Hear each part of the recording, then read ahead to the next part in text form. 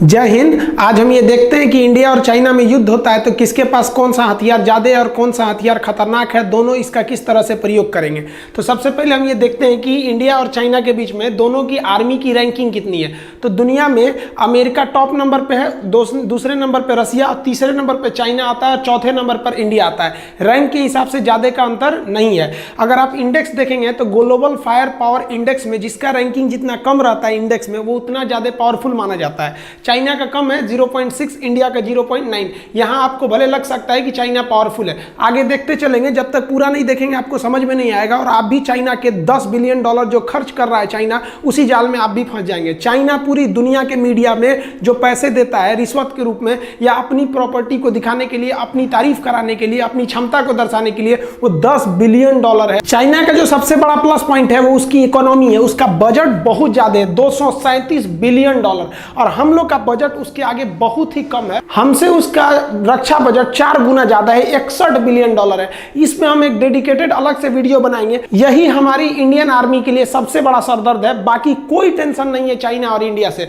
आगे देखिए, लेकिन ऐसा नहीं है कि चाइना के पास बहुत ज्यादा है, उसके पास कुछ कर्ज भी है। $1.5 ट्रिलियन उसके पास कर्ज है, विदेशी कर्ज, और भारत के पास $0.5 ट्रिलियन कर्जा है। तो उसका पैसा ज्यादा खर्चा कर रहा है, 4 गुना, तो हमसे 3 गुना ज्यादा कर्जा भी ले रखा है। लेकिन चाइना का व्यापार इतना ज्यादा है कि उसके पास विदेशी मुद्रा 3000 ट्रिलियन है, और हमारे पास विदेशी मुद्रा जो है, फॉरेन मनी जो रिजर्व में रखा गया है, वो केवल 400 ट्रिलियन है। तो उसके पास व्यापार से ज्यादा फायदा होता है। लेकिन यहाँ युद्ध में हमको मेन ज्योग्राफिकली समझना है कि किसको ज्यादा बेनिफिट होने वाला है। देखिए, चाइना का ये वाला जो स्टेट है, ये तिब्बत है, इसको उसने कब्जा किया। इसकी सबसे बड़ी खराबी ये बहुत ज्यादा हाइट पे है। और ये वाला इधर वाला राज्य सिंजियांग, यहाँ पर मुस्लिम बहुल्य क्षेत्र है जिस पर चाइना काफी अत्याचार करता है, तो इधर से ज्यादा सपोर्ट मिलने वाला नहीं है। लेकिन ये तो उसके अंडर में आता है। इसकी सबसे बड़ी समस्या क्या है, यहाँ इतना भयानक हाइट है कि जहाज यहाँ उतना अच्छा से काम नहीं कर पाते हैं। अभी समझाएंगे हाइट की वजह से जहाज अच्छा क्यों नहीं काम कर पाते हैं सब। दूसरा कि चाइना को अपनी आर्मी को 2 तरह से ट्रेन करना है। एक चाइना के लिए सबसे बड़ा कंट्रोवर्सी है, उसके लिए अमेरिका। चाइना अमेरिका के लिए भी प्रिपेयर रहता है, इसलिए उस ढंग से तैयारी करता है, और इंडिया के लिए। लेकिन इंडिया अपना मेन थ्रेट चाइना को मानता है, इसलिए इसके जितने भी हथियार है वो चाइना को ध्यान में रख के किए गए। इसलिए इंडिया के हथियार आपको कम दिखेंगे क्योंकि हमारे पास सिंगल दुश्मन है। और पाकिस्तान की तो बातें छोड़िए उसको। अब चाइना के सामने क्या है, उसको कुछ अमेरिका को काउंटर के लिए हथियार रखने हैं, कुछ इंडिया के लिए। अमेरिका से लड़ना है तो एयरफोर्स नेवी से लड़ोगे, और इंडिया से लड़ना है तो फिर आर्मी से लड़ोगे। तो इसलिए उसकी संख्या ज्यादा दिखती है। ज्यादा इसलिए दिखती है, ज्यादा बवाल पाल के रखा है। अगर हम टोटल एयरक्राफ्ट की बात करें तो इधर हम चाइना का लिखते हैं, इधर इंडिया का लिख रहे हैं। चाइना के पास 3210 एयरक्राफ्ट है, हर तरह के एयरक्राफ्ट को मिला के, जबकि इंडिया के पास 2123 एयरक्राफ्ट है। तो यहाँ एयरक्राफ्ट की संख्या इंडिया के पास कम है और इसके पास ज्यादा है। लेकिन चाइना चाह के भी अपने एयरक्राफ्ट से इंडिया के लिए ज्यादा एक्शन नहीं ले सकता है, जिसके कुछ कारण है। चाइना के पास जो कॉम्बैक्ट एयरक्राफ्ट है, ये चाइना के पास सबसे बड़ा पावरफुल कॉम्बैक्ट एयरक्राफ्ट है, वो 1232 है, जबकि इंडिया के पास देखिएगा तो केवल 538 है। यहाँ चाइना के ये एयरक्राफ्ट पावरफुल भी है, नो डाउट, ये हम भी कहते हैं पावरफुल है। इंडिया के एयरक्राफ्ट भी बहुत तगड़े हैं। इधर जो आप हाल ही में राफेल आया है, ये कॉम्बैक्ट जहाज क्या होते हैं, आमने सामने लड़ाई में काम आते हैं। वो ग्राउंड पे भी हमला कर सकते हैं, सामने भी हमला कर सकते हैं। लेकिन चाइना के ये कॉम्बैक्ट एयरक्राफ्ट और इंडिया के एयरक्राफ्ट में सब बहुत ज्यादा हथियार भर जाते हैं, जिस वजह से इसका वजन बहुत भारी हो जाता है। लेकिन चाइना का ऊपर जो इंडिया से सटने वाला तिब्बत का एरिया है, वो 4000 से 5000 मीटर की ऊंचाई पर है। वो ऑलरेडी उतनी ऊंचाई पर है। उसके बाद से जहाज को ऊंचा जाना है 5000 मीटर और। अब इतनी हाइट पे जाने की वजह से इसमें जेट इंजन लगा रहता है, और जेट इंजन की खासियत क्या होती है कि उसे ऑक्सीजन चाहिए। बिना ऑक्सीजन के उसका अंदर का पेट्रोल जलेगा ही नहीं। वो रॉकेट इंजन थोड़ी है जो अंतरिक्ष में चला जाए। जेट इंजन को ऑक्सीजन चाहिए, और ये जमीन खुद ही 5000 मीटर की ऊंचाई पर है, और 5000 और जाइएगा तो उतने ऊंचाई पर ऑक्सीजन लेवल बहुत ही घट जाता है, जिस वजह से उसकी इंजन की क्षमता घट जाती है। अब इंजन की क्षमता घट जाएगी तो आप चाह के भी आपकी ये 4थी पीढ़ी का जहाज और 5वीं पीढ़ी का जहाज किसी काम का नहीं रह गया। मान के चलिए कि आपकी क्षमता बहुत ज्यादा है, लेकिन ऑक्सीजन की कमी से आपका इंजन ही काम करना छोड़ देगा, जिस वजह से आप चाह के भी ज्यादा हथियार नहीं ले सकते हैं, ज्यादा हाइट पे नहीं जा सकते हैं। और अब तो उतना पार करके अगर आप आइएगा इंडिया की ओर, तो एक तो पहले ही आप तो कम लोड उठाए ही थे, रास्ते में भी आपका कुछ फ्यूल खत्म हो गया। अब इंडिया की ओर ऐसे कोई पहाड़ वगैरह नहीं है। यहाँ की जो एयरफोर्स है वो भूखे मुंह बैठी हुई है। आइए, ये फुल कॉम्पैक्ट कैपेसिटी के साथ अपने 3rd और 4th जनरेशन के साथ ही आपके 5th जनरेशन की जहाजों की तुलना कर सकते हैं। तो यहाँ ज्योग्राफिकली ड्रॉबैक चाइना के साथ बहुत बड़ा है, ये उसके लिए सबसे बड़ा सरदर्द है। चाइना के पास जो अटैक एयरक्राफ्ट है ये काफी तगड़े हैं। इसका जो J-20 एयरक्राफ्ट है 5वीं पीढ़ी का, बहुत ही तगड़ा है। वो एक साथ 12 टारगेटों पर हमला कर सकता है, जबकि भारत का अटैक एयरक्राफ्ट सुखोई एक साथ 16 टारगेट पर हमला कर सकता है। ये 16 का 16 मारेगा। और ये चाइना के साथ यहाँ फिर एक समस्या ये हो जाती है कि चाइना को तिब्बत पार करके आना है, उसके बाद वो इंडिया पहुंचेगा। तिब्बत पार करने के बाद भी उसको 100-200 किलोमीटर उड़ान भरने के बाद ही वो इंडिया पहुंचेगा। तो अब वो उसकी क्षमता है 12 मारने की, उस पे से वो आधा लेके आएगा 6, तब ना यहाँ आएगा। यहाँ 16 लेके बैठा है। तो आप कितना भी तगड़ा एयरक्राफ्ट बना लीजिए, प्रकृति के आगे आप नहीं लड़ सकते हैं। युद्ध में ट्रांसपोर्ट बहुत बड़ा मायने रखता है। कौन पहले ट्रांसपोर्ट में पहुंचता है? तो ट्रांसपोर्ट विमान चाइना के पास 224 है और इंडिया के पास 250 ट्रांसपोर्ट विमान है। इसके पास विश्व प्रसिद्ध C-17 ग्लोब मास्टर है, जिसकी क्षमता बहुत ही ज्यादा है। और चाइना को यहाँ फिर दिक्कत होगा कि हैवी लोड आप कम ऑक्सीजन से उठा ही नहीं सकते हैं। तो इसके पास आप इस तरह से देखेंगे तो इसको यहाँ पे भी दिक्कत का सामना करना पड़ेगा। जो हेलीकॉप्टर होते हैं उसका तो प्रिंसिपल यही है कि वो हवा के थ्रस्ट पे ही उड़ते हैं, ऊंचाई पे जा सकते हैं। और यहाँ पर ऑक्सीजन लेवल घटने की वजह से हवा का थ्रस्ट भी नहीं रह जाता है। और चाइनीज हेलीकॉप्टर की संख्या ज्यादा है, 911 है, और इंडिया के पास केवल 722 हेलीकॉप्टर है। लेकिन यहाँ इंडिया भारी पड़ेगा, क्योंकि इंडिया के पास 2 बहुत ही घातक हेलीकॉप्टर है, जो मतलब बहुत हैवी हेलीकॉप्टर है। एक Mi-17 V5 और दूसरा चिनूक आ गया है। चिनूक के पास डबल डिस्क है। हेलीकॉप्टर के डायना को डिस्क कहते हैं। ये डबल डिस्क है, इसकी सर्विस सीलिंग ज्यादा है, लोड कैपेसिटी भी ज्यादा है। डिस्क मतलब डायना, सर्विस सीलिंग मतलब ज्यादा हाइट पे जा सकता है, क्योंकि 2-2 डायना है इसके पास, और ज्यादा चीजों को ये उठा सकता है एक ही बार में। जबकि चाइना के हेलीकॉप्टर के पास सर्विस सीलिंग की क्षमता कम है, क्योंकि इनके पास अधिकांश हेलीकॉप्टर सिंगल डिस्क के ही है। आर्मी को बढ़त देने के लिए अटैक हेलीकॉप्टर काफी जरूरी होते हैं। चाइना के Y-20 हेलीकॉप्टर जो है, उनके पास अटैक हेलीकॉप्टर 281 अटैक हेलीकॉप्टर है, जबकि भारत के पास महज 23 अटैक हेलीकॉप्टर है। लेकिन इस अटैक हेलीकॉप्टर के साथ Mi-24 और अपाचे हेलीकॉप्टर को शामिल करने के बाद भारतीय एयरफोर्स का अपाचे हेलीकॉप्टर विश्व प्रसिद्ध है। इसने कई युद्धों में अपनी जंग को दिखाया है, जबकि चाइनीज हेलीकॉप्टर अभी किसी भी लड़ाई को नहीं लड़े हैं। एक बात बताइए, आप खूब अच्छे से एग्जाम की तैयारी कर लीजिए, जगह जगह टेस्ट माराइए, इस कोचिंग में उस कोचिंग में टेस्ट दे दीजिए, लेकिन क्या आप गारंटी दे सकते हैं कि आप एग्जाम में पास होइएगा? देखिए, टेस्ट देना अलग होता है, प्रैक्टिस देना अलग होता है, लेकिन एग्जाम को सॉल्व करना अलग होता है। तो इन हेलीकॉप्टरों को युद्ध लड़ने का कोई अनुभव नहीं है, जबकि अमेरिका से आयातित ये Apache helicopter Afghanistan, Iraq, Libya, Syria हर जगह अपनी काबिलियत को दर्शा चुके हैं। दूसरा, इस हेलीकॉप्टर के अंदर सर्विस सीलिंग ज्यादा है, और इसका जो एमुनिशन, जो आगे गनर हथियार होता है, वो पायलट के डायरेक्ट आंख से अटैच होता है। जिधर पायलट देखेगा इसका जो बंदूक है वो उधर ही घूम जाता है, निशाना लगाने की जरूरत नहीं है। अगला एक और चीज कि ये 9 mm की बंदूक की गोली को भी झेल सकता है, और इसमें जो हॉट स्पॉट यानी मिसाइलों को लगाने की जगह है, ये इससे 3 गुना ज्यादा है। यानी हेलीकॉप्टर के मामले में अभी पूरी दुनिया में अपाची के आगे कोई नहीं टिक सकता है। और ये जो अपाची है ये एकदम नीचे नीचे उड़ान भर सकता है, जिस वजह से ये रडार में भी नहीं आएगा, और ये क्षमता इसके पास नहीं है। ओवरऑल चाइनीज जो एयरफोर्स है वो संख्या में आगे है, लेकिन उसके सामने एक प्राकृतिक समस्या, दूसरी उसकी टेक्नोलॉजी वर्ल्ड लेवल की नहीं है। हमारे पास कम ही है, लेकिन टेक्नोलॉजी ज्यादा है। और वैसे भी चाइनीज सामानों पे कितना भरोसा करते हैं, सोच चल गया तो चांद तक, नहीं चला तो शाम तक। अब बात करते हैं थल सेना की आर्मी के बारे में। तो जो टैंक्स हैं, देखिए चाइना के पास बहुत ही ज्यादा मात्रा में टैंक है, 35,000 टैंक है, लेकिन इसमें से आधे से ज्यादा ओल्ड डेटेड टैंक है, और चाइना का एरिया बहुत ही ज्यादा है, जिस वजह से उसको टैंक की ज्यादा जरूरत है। अब एक बात बताइए, भारत और चाइना की जहां भी सीमा लगती है वहां से पूरा पहाड़ है, इस पहाड़ पे टैंक चढ़ेगा यहाँ पे, तो इसकी ज्यादा जरूरत नहीं लड़ाई में दिखेगी। आप देखे होंगे आर्मी भी जो पहुंच रही है तो ज्यादा टैंक लेके नहीं पहुंच रही है वहां पर बॉर्डर पे, चाहे गलवान घाटी हो या लद्दाख का एरिया हो या सिक्किम हो या अरुणाचल प्रदेश हो। और इंडिया के पास जो T-90 टैंक है ये पूरे वर्ल्ड का बेस्ट टैंक है। अमेरिका का अब्राहम और यहाँ का T-90, भीष्म, T-72 और अर्जुन टैंक जैसे भारत के पास बहुत ही घातक टैंक है। वो 4000 की संख्या में टैंक है। इन टैंक की सबसे बड़ी जो खासियत है, इनमें इंफ्रारेड अपर्चर रडार है, ये छुप सकते हैं। दूसरा, इनमें जो टारगेट सेंसर सिस्टम दिया है कि एक बार अगर दुश्मन को टारगेट को सेट कर दिया गया, इसके जो ये बैरल जो नली है, तो उसके बाद से टैंक चलती भी रहेगी, जर्क करेगी, हवा में कूद जाएगी, तो उससे उस टारगेट को कोई फर्क नहीं पड़ता, वो अपना एडजस्ट कर लेगा। इसका मतलब ये हुआ कि इसका जो टारगेट है एकदम पिन पॉइंट है। लेकिन यहाँ इंडिया और चाइना दोनों के टैंक ज्यादा काम नहीं आएंगे। टैंक बेसिकली चाइना बॉर्डर पे नहीं बल्कि पाकिस्तान बॉर्डर पे ज्यादा यूज किए जाएंगे। आर्मर्ड व्हीकल की बात करेंगे तो ये एक ऐसा गाड़ी होता है जो बुलेट प्रूफ होता है। इसके अंदर सैनिकों को बैठाकर दूसरे जगह पे ले जाया जाता है। तो इंडिया के पास जो आर्मर्ड व्हीकल है वो 8000 8500 की संख्या में है, 8686 है, जबकि चाइना के पास ऐसे आर्मर्ड हथियार 33,000 है। इस आर्मर्ड हथियार की चाइना की ज्यादा जरूरत है। क्यों? क्योंकि चाइना के पास विवाद ज्यादा है, उसको हांगकांग संभालना है तो इन्हीं से उसको आर्मी को भेजना है। सिंजियांग में दिक्कत है, जबकि इंडिया में आर्मी को इंटरनल कंट्री में कोई दिक्कत नहीं है, चाइना को ज्यादा दिक्कत है। गलवान घाटी में आए थे लोग, चाइना वाले लोग कॉम्बैक्ट लेके देखिए उलाट दिया सब इंडियन आर्मी वाला। कुछ ससुरे कमेंट कर रहे हैं कि चाइना का नहीं मरा। अरे बकलोल, अमेरिका ने स्पष्ट कह दिया है कि उसने सैटेलाइट से देख के बता दिया है कि एम्बुलेंस की आवागई ज्यादा थी, वहां पर लेफ्टिनेंट कमांडर रैंक का अधिकारी मरा है और 40 से ज्यादा मौत हुई है। इंडिया में जब हम पिछला वीडियो बनाए थे तो उसमें 3 बताए थे, इंडिया में लगभग 20 जवान शहीद हो गए हैं। अभी ये संख्या घट बढ़ सकती है, इस पर ये अभी लास्ट डाटा नहीं है।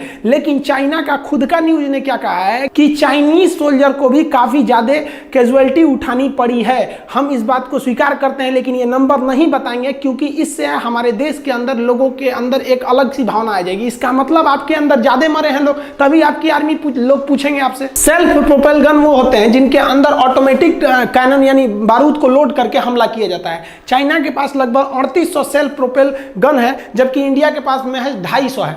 लेकिन हम आपको पहले भी बताएं कि पहाड़ी लड़ाई में ना टैंक काम आते हैं, ये सब काम नहीं आते। हाँ, तोप काम आ सकते हैं, रॉकेट काम आ सकते हैं, हेलीकॉप्टर काम आ सकते हैं, फाइटर, लेकिन ये सब उतने काम नहीं आएंगे। ये सब पाकिस्तान के लिए है सर। पाकिस्तान अब वैसे भी नहीं लड़ेगा हम लोग से। देखिए भारत की समझदारी देखिए, पहाड़ों पर तोप ज्यादा काम आते हैं जिसे हम फील्ड आर्टिलरी या फिर तोप कैनन कहते हैं। चाइना के पास 3600 ऐसे तोप हैं, जबकि भारत के पास 4000 हैं। तो देखिए भारत अपने जरूरत की चीज को रखा है क्योंकि उसे पता है कि पहाड़ों पर यही काम आएंगे। और भारत सरकार इतना बेहतरीन डिसीजन लिया था कि पहाड़ों पर इनको लेके कैसे जाइएगा उतनी ऊंचाई पर। तो हम जो आपको चिनूक हेलीकॉप्टर दिखाए, इस चिनूक हेलीकॉप्टर से इन फील्ड आर्टिलरी गन को उठा के आप कहीं भी रख सकते हैं। तो ये प्लस पॉइंट है हमारे लिए। पहाड़ों पर रॉकेट लॉन्चर बहुत काम आएंगे। यहां चाइना को बेनिफिट है कि उसके पास 2650 ऐसे मल्टी बैरल रॉकेट लॉन्चर है जो एक साथ मिसाइलों को, रॉकेटों को दाग सकते हैं, जबकि भारत के पास भी है। भारत के पास Pinaka multi barrel rocket launcher है, लेकिन इसकी संख्या महज 266 है।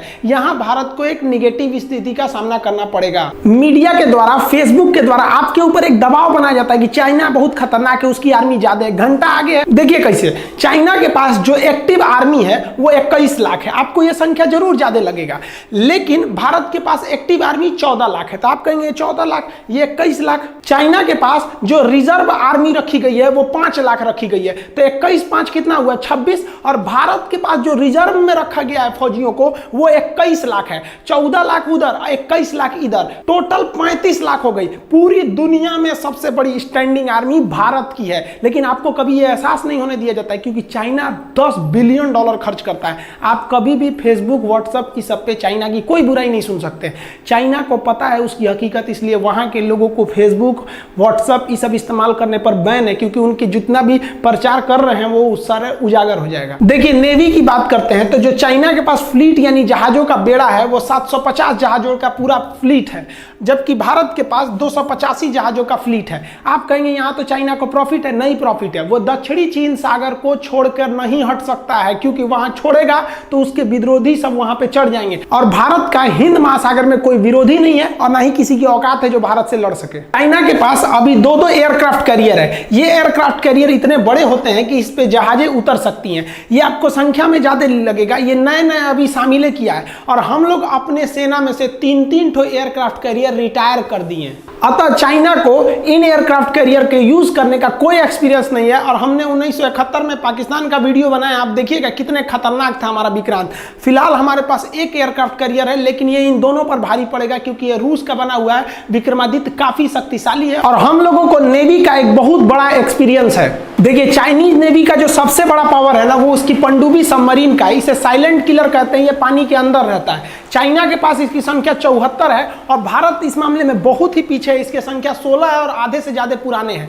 अब भारत सरकार ने डिसाइड किया कि अगर हम इनकी संख्या बढ़ाएंगे तो हमें 50 साल लग जाएगा, क्योंकि हम 10 साल में केवल 5 ही पनडुब्बियां बना सकते हैं। इसमें क्या किया जाए तो भारत सरकार ने सबसे खतरनाक डिसीजन लिया। भारत सरकार ने अमेरिका से P-8I विमान खरीद लिया। P-8I विमान को सबमरीन मरीन हंटर कहते हैं। ये हवा में उड़ते उड़ते पनडुब्बियों को ऊपर से ही पहचान जाता है कि समुद्र के अंदर है, उन्हें मार देता है। अतः इन पनडुब्बियों की संख्या धरी की धरी रह गई। अब हम लोग इन पनडुब्बियों से सुरक्षित भी हो गए और धीरे धीरे हम फ्रांस की मदद से पनडुब्बियां बना भी रहे हैं। तो आप इस चीज को समझिए, वरना आप केवल संख्या देख के ना उलझ जाएंगे। डिस्ट्रॉयर क्या होते हैं? देखिए, एयरक्राफ्ट कैरियर से थोड़े छोटे साइज में होते हैं, लेकिन ये बहुत ही घातक हमला करते हैं डिस्ट्रॉयर। तो चाइना के पास 36 डिस्ट्रॉयर है और भारत के पास 10 विध्वंसक यानी 10 डिस्ट्रॉयर है, लेकिन ये सब आधुनिक डिस्ट्रॉयर है और ये पुराने टेक्नोलॉजी के हैं। इन सभी के बावजूद चाइना के पास नेवी की संख्या बहुत ज्यादा है, लेकिन एक बात की गारंटी लेते हैं कि चाइनीज नेवी हिंद महासागर में नहीं आएगी। इसके दो कारण हैं, हम आपको अभी समझाते हैं। डिस्ट्रॉयर से थोड़े छोटे आकार में जो होते हैं वो होते हैं फ्रीगेट। फ्रीगेट जो होते हैं थोड़े स्टील टेक्नोलॉजी के होते हैं, इनमें मिसाइलें ज्यादा लगी रहती हैं और ये अग्रिम पंक्ति में आगे आगे चलते हैं। फ्रीगेट ये समुद्र के अंदर बिछाए गए माइंस के खिलाफ भी उन माइंस को न्यूट्रल कर देते हैं। तो चाइना के पास 52 फ्रीगेट है और भारत के पास 13 फ्रीगेट है। फ्रीगेट से भी छोटे आकार के जो होते हैं वो होते हैं कॉर्बेटर। ये जो है चाइना के पास कॉर्बेटर की संख्या जो है वो 50 है और इंडिया के पास 19 है। ये पनडुब्बियों के अंदर भी हमला कर सकते हैं, पनडुब्बियों को मार सकते हैं एंटी सबमरीन हथियार के द्वारा से। तो यहां भी आपको चाइना की संख्या ज्यादा लगेगी। पेट्रोलिंग के लिए जो कोस्ट गार्ड के जहाज होते हैं उन्हें हम कहते हैं पेट्रोलिंग वेसल। ये चाइना के पास 220 है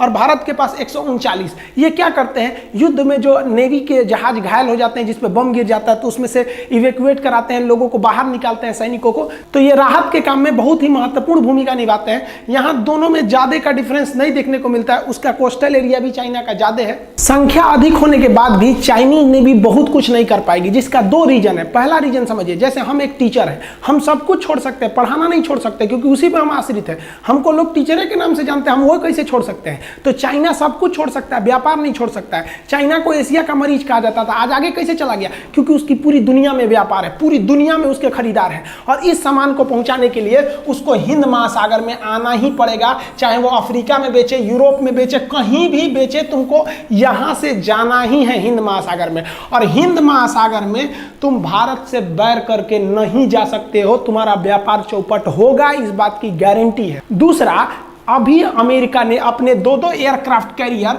दक्षिणी चीन सागर में भेज दिए हैं। ये जानबूझ के भेजे हैं। आप अभी सुने होंगे कि मोदी जी में और डोनाल्ड ट्रंप में फोन पे वार्तालाप हुई थी, ये सीक्रेट बात थी। लेकिन आप अभी सोचिए अपने मन से कि चाइना और अमेरिका में कोई दिक्कत ही नहीं है, लेकिन अमेरिका ने अपने बहुत ही भीषण जंगी जहाजों को, विध्वंसक जहाजों को पूरा ग्रुप भेज दिया, जिसमें 2-2 एयरक्राफ्ट कैरियर है। अब चाइना के पास 2 एयरक्राफ्ट कैरियर है और 2 अमेरिका भेज दिया, तो वो यहां से अब हट ही नहीं सकता है क्योंकि उधर है। अब यहां हिंद महासागर में इंडियन नेवी एकदम फ्री हो गई। अब अगर इंडियन नेवी आगे बढ़ती भी है तो अमेरिका और इंडिया एक साथ हो जाएंगे। यहां ऑस्ट्रेलिया से पहले समझौता हो गया है और इंडिया के मैटर पे कभी भी रूस उसके साथ नहीं आएगा। और आप सोच रहे होंगे, पाकिस्तानी कमेंट करते हैं हम चाइना के साथ आ जाएंगे। अरे बकलोलवा कहीं का, अमेरिका तुमको पैसा देना बंद करेगा, ससुरा अंडरवियर नहीं खरीद पाओगे तुम लोग। और भारत के कहने पर अगर भारत के मामले में टांग लड़ाएगा तो अमेरिका जानता है कि भारत को रोकने का मतलब चाइना को रोकना, और चाइना अगर नहीं रुका तो अमेरिका के लिए दिक्कत होगा। इसलिए अमेरिका पाकिस्तान को दिए जाने वाली आर्थिक मदद को रोकने की धमकी देगा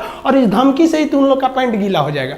देखिए, हम लोग को केवल डराया जाता है कि चीन की सेना बड़ी है, उसके पास पैसे ज्यादा है, संसाधन ज्यादा है। गलत है, हमें उसकी सेना से नहीं लड़ना है। देखिए, मेरा अपना मानना है चीन को माइंड से हराना है। सबसे पहले हमको चीन के 8 जगहों पर हमला करना है और इसमें से सबसे पहले हमको चीन के सैटेलाइट मार के गिराने हैं। आप कहिएगा कि वो इंडिया का सैटेलाइट नहीं मार के गिरा सकता है। देखिए, सैटेलाइट कहां घूम रहा है अंतरिक्ष में, इसको पता करने की टेक्नोलॉजी केवल अमेरिका के पास है और रूस के पास है। भारत की सैटेलाइट की जानकारी रूस चाइना को नहीं देगा, लेकिन चाइना का सैटेलाइट कहां है इसकी जानकारी कासा और कास्टा समझौता हो जाने के बाद अमेरिका हर हाल में भारत को दे देगा। और इस जानकारी के आधार पर भारत अपने एंटी सैटेलाइट मिसाइलों से चाइनीज सैटेलाइट को मार के गिरा सकता है। एक बार जब ये सैटेलाइट गिर गए तो चाइना के 13 जो मिलिट्री सैटेलाइट आसमान में घूम रहे हैं, अगर ये सैटेलाइट गिर गए तो चाइना ऊपर से निगरानी ही नहीं रख सकता है कि भारत क्या कर रहा है, और उसके जो रडार है वो केवल छोटे एरिया को निगरानी कर सकते हैं। जो मिसाइलें एटमॉस्फेयर में घूम रही है उनको पकड़ सकते हैं, लेकिन बैलिस्टिक मिसाइल अंतरिक्ष से आ रही होती है, उसको मारने के लिए, उसको पकड़ने पकड़ने के लिए सैटेलाइट की जरूरत पड़ती है, और अगर चाइना का सैटेलाइट गिर गया तो हमारी जो मिसाइल, बैलिस्टिक मिसाइल अग्नि वगैरह चाइना में घुस जाएगी, तो चाइना को पता भी नहीं चलेगा।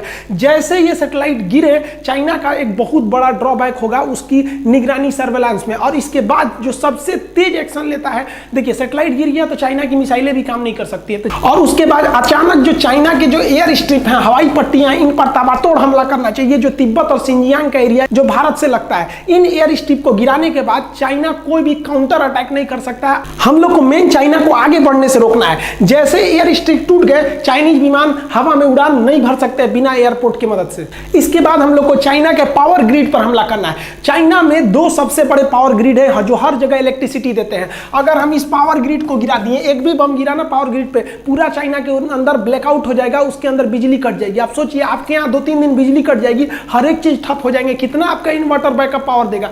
तो जैसे ये बिजली ठप होगी, पावर बैकअप के अभाव पर जो छोटे मोटे रडार हैं, इनको भी पावर नहीं मिल पाएगा, वो भी बंद हो जाएंगे। और उसके बाद चाइना का जो सबसे बड़ा डिपो है, जितने बड़े बड़े पेट्रोलियम के डिपो हैं, इन डिपो को उड़ा देना चाहिए। इस डिपो को उड़ाने पे डबल फायदा होगा, एक उसका पेट्रोल जाएगा, दूसरा ये खुद उसके लिए एटम बम साबित होगा, ये खुद ही ब्लास्ट कर जाएगा और अगल बगल में अफरा तफरी मिल जाएगी। इसके बाद चाइना अपने रेल नेटवर्क की मदद से सोचेगा अपनी सेना को जल्दी से जल्दी बॉर्डर तक पहुंचाया जाए। इसके लिए भारत को तुरंत उसके जो मेन रेलवे जंक्शन है, जहां ज्यादा रेलवे आके जुड़ती है, उन रेलवे जंक्शन को ध्वस्त करना चाहिए, ताकि रेल जो है तेजी से नहीं आ सके, क्योंकि एयरपोर्ट के बाद चाइना अपना मेन फोकस करेगा रेलवे के थ्रू। तो रेलवे को ध्वस्त कर देना चाहिए तुरंत। स्ट्रेटेजिक फोर्सों को और एयरफोर्स के द्वारा उसके बड़े बड़े जितने भी सड़क पर बनाए गए पुल हैं, इसको ध्वस्त करना चाहिए, क्योंकि चाइना का एरिया पहाड़ों वाला एरिया है और वहां हमेशा हर 10-15 किलोमीटर बाद एक ब्रिज आता है। ब्रिज तोड़ दीजिएगा तो 2-3 महीना से कम समय में बनेगा ही नहीं, इतने में तो युद्ध खत्म हो जाएगा। तो इसको रोकने से चाइना की बढ़त रुक जाएगी। इन 6 हमले से चाइना का मनोबल पूरी तरह टूटेगा। उसके बाद जो चाइना की ऑर्डिनेंस फैक्ट्री है, जहां तोप, गोले, बारूद कारखाने, ये सब के जो कारखाने हैं, जहां बंदूकें बनती हैं, उन सब पे तुरंत ध्वस्त करके हमला से उड़ा देना चाहिए। इससे जो उसका बैकअप सपोर्ट था, ये टूट जाएगा और बैकअप टूटने के बाद उसे इस विषम परिस्थिति में कोई दुनिया मदद नहीं करेगी। और चाइना जो सबसे ज्यादा कूदता है अपने व्यापार पे ना, उसके व्यापार को समुद्र के रास्ते होते हैं, उसके जितने भी बड़े बंदरगाह हैं, उस पर तेजी से हमला करके एक साथ तोड़ देना चाहिए इन सबको। हमारे हिसाब से चाइना की इन 8 जगहों पर हमला करेंगे, चाइना की कमर टूट जाएगी। लेकिन चाइना हमको अपनी केवल मजबूत चीजों को दिखाता है कि हमारे पास 21 लाख आर्मी है। अरे कोई आर्मी धरी की धरी रह जाएगी ससुराई, तुम्हारा ये 8 चीज टूट गया ना, तो तुम देखा ना 21 लाख फौज है कि 21 करोड़ है, कुछ नहीं होने वाला है। और ऐसा हो सकता है, ऐसा किया गया है। इजराइल ने 6 दिन की लड़ाई में पूरी अरब देशों के, मिडिल ईस्ट के देशों को हरा दिया था। ना कोई उसका साथी था, ना पूरे पड़ोसी उसके दुश्मन थे सब। इसके बावजूद उसने पूरे अपने अरब देश के दुश्मनों को धूल चटा दिया, चाहे वो उसके अगल बगल का मिस्र हो, सीरिया हो, लेबनान हो, सबको हरा दिया। और इजराइल वो सारे हथियार, वो सारी टेक्नोलॉजी भारत को देने के लिए हर एक रणनीति तैयार है। अतः भारत अगर इस तरह से हमला करेगा तो हम लोग ज्यादा भारी पड़ेंगे। लेकिन हमको क्या दिखाया जाता है कि हमको आर्मी से लड़ना है, एयरफोर्स से लड़ना है, अभी मेंटली लड़ना है। पहले ये थूर दीजिए और उसके बाद एक आर्मी आओ। सोचा तो आप बहुत ज्यादा टैंक करना, ले आओ टैंक उठा के हम लोग यहाँ खूंटा में बांधेंगे टैंक को। देखिए, अगर चाइना पर इस तरह से हमला होगा तो अगले 100 साल तक चाइना खड़ा नहीं हो सकता है। और इसके बाद हमें तुरंत चाइना के इंतरी भाग में, यानी उसके तिब्बत में विद्रोह खड़ा करके तिब्बत को स्वतंत्र कराने के लिए पूरी दुनिया को एकजुट हो जाना चाहिए। अभी दलाई लामा ने भी कहा है भारत को कि अगर भारत तिब्बत को स्वतंत्र कराएगा तो तिब्बत भारत का साथ देगा। तो तिब्बत पे तुरंत इस तरह से एक्शन ले लेना चाहिए। तो भारत को तिब्बत के मामले को भी जोर से उठाना चाहिए, क्योंकि अगर मान लीजिए हम किसी से 100 रुपया ले लिए हैं और हम चाहते हैं वो 100 रुपया हम हड़प ले, तो हमें उसको क्या करना चाहिए? जब वो आदमी मिले ना, तो हमको कहना चाहिए हमारा 1000 रुपया दो, हमारा 1000 रुपया दो। आदमी कहेगा कैसा 1000, कैसा 1000? पंचायत बैठेगा तो फिर हो गया, चलो भाई 1000 का मैटर नहीं है, और पीछे वाला 100 रुपया गायब हो गया। इसीलिए भारत को तुरंत तिब्बत और ताइवान के मामले को हाईलाइट करना चाहिए कि चाइना उसी में उलझ जाए, लद्दाख है, सबका मैटर नहीं मिल जाए। चाइना को खाली छोड़ेंगे तो फिर वो आपको बर्बाद करेगा। अतः हमारे नीति निर्देशकों को भी ये ध्यान रखना चाहिए और उन्हें अपनी सेना को इस तरह से ट्रेन करना चाहिए कि हमें चाइना की इन 8 जगहों पर एक ही बार हमला करना है, जिस तरह से इजराइल ने किया था। और उसके बाद तिब्बत के मैटर को हाईलाइट करके तिब्बत को स्वतंत्र कराना चाहिए। और हमारे नीति निर्देशकों को इस चीज को ध्यान में रखना चाहिए कि तोप टैंक का जमाना अब पुराना हो गया, अब आपका मेंटली लड़ाई लड़ेगी। अभी भारत के पास 2 सबसे घातक हथियार है। आप देखिए सबसे घातक हथियार हमारे पास कौन है? अभी जो भारत के कमाल संभाले ना नरेंद्र मोदी, बहुत ही ढीठ प्रधानमंत्री है। इंदिरा गांधी के बाद इतना ढीठ प्रधानमंत्री अभी हमको अब देखने को मिला है।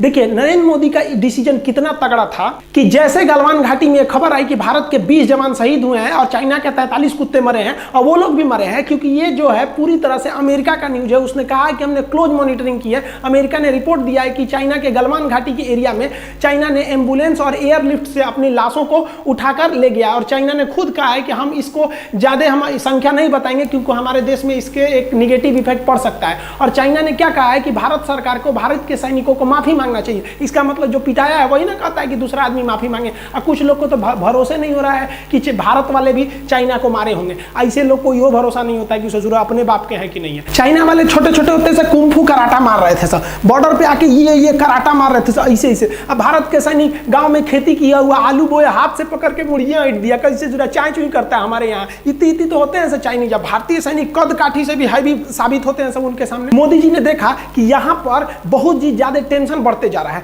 चाइना ने क्या कहा था कि हम 8 घंटे में फौज उतार सकते हैं। मोदी जी ने कुछ नहीं बोला और मोदी जी ने 1 लाख फौज को घुसा दिया लद्दाख के एरिया में और गलवान घाटी से महज 5 किलोमीटर पीछे रोका हुआ है। अगर वो फौजी चाहे तो आधे घंटे में 30 मिनट में पैदल पहुंच जाएंगे गलवान घाटी पे। और चाइना कहता है हमारा ट्रांसपोर्ट बहुत बढ़िया है, हम 8 घंटा में पहुंच सकते हैं। देखो यहाँ आधा घंटा में पहुंच सकते हैं। 1 लाख को पहुंचा दिया नरेंद्र मोदी ने। अब बोला तक नहीं किसी को कि हम पहुंचा दिए। मोदी जी ने भी स्पष्ट संकेत दे दिया। हमारे विदेश मंत्री जयशंकर जी ने कह दिया है कि इस गलवान घाटी में जो हुआ विवाद के बाद भारत और चाइना के बीच जो रिश्ते हैं इसमें काफी ज्यादा दरार देखने को मिलेगी। अर्थात भारत व्यापार के क्षेत्र पर भी उसका विरोध करेगा। और दूसरी जो बात है हम मोदी जी से कहेंगे अभी कुछ समय के लिए जो भारत के रक्षा मंत्री है ना वो योगी आदित्यनाथ को बना दीजिए। देखिए 1 महीना में ना पूरा का पूरा जो बॉर्डर डिस्प्यूट है ना साफे खत्म हो जाएगा। फिर चाइना नहीं कहेगा कि हमारा बॉर्डर डिस्प्यूट है। इस बात को मानिए। अभी वर्तमान में यही कुछ कर सकते हैं तो कर सकते हैं। हम आप ही से पूछते हैं एक बात बताइए ना, अभी जो स्थिति है तो हमारा कर्तव्य क्या बनता है? जो हमारा नेतृत्व कर रहा है हम उसके साथ में खड़े रहेंगे कि अभी याद करेंगे नेहरू ऐसे थे वो ऐसे थे? अरे हमको आपको सबको इस समय अपनी सेना के साथ अपने नेतृत्व के साथ एकदम खड़े रखना है। आपकी विचारधारा अलग हो सकती है, अलग पार्टी की हो सकते हैं, लेकिन अभी बॉर्डर पे जो चल रहा है हमको आपको साथ खड़ा रहना पड़ेगा, नहीं तो कटा जाएंगे लोग एक एक करके। क्योंकि जब चाइना घुसेगा ना काटना चालू करेगा तो नहीं देखेगा कि आप किस धर्म के, किस जाति के, किस पार्टी के रहने वाले हैं। बंदूक किसी के सीना नहीं पूछ के जाती है कि तुम हिंदू हो कि मुसलमान हो कि किस जाति को, काट के रख देगा एक साथ। इसलिए अभी भी समझ जाइए अभी भी हमको अपनी सेना के साथ सरकार के साथ डट के खड़ा रहना है। जब ये मामला खत्म हो जाएगा तो हम एक एक सवाल पूछेंगे कि आपने क्या किया था हर चीज को, लेकिन अभी पूछना गलत है। देखिए अगर आपको लगता है हम किसी पार्टी के समर्थक हैं तो गलत बात है। हम किसी भी पार्टी को सपोर्ट नहीं करते, लेकिन हम कहते हैं कि जो अभी वर्तमान परिस्थिति है अभी इन्हीं से संभलेगा। नहीं तो आप ही कमेंट करके बताइए ना कि कौन किससे संभलेगा। अभी क्या कर सकते हैं? अभी हमको हर हाल में साथ देना पड़ेगा।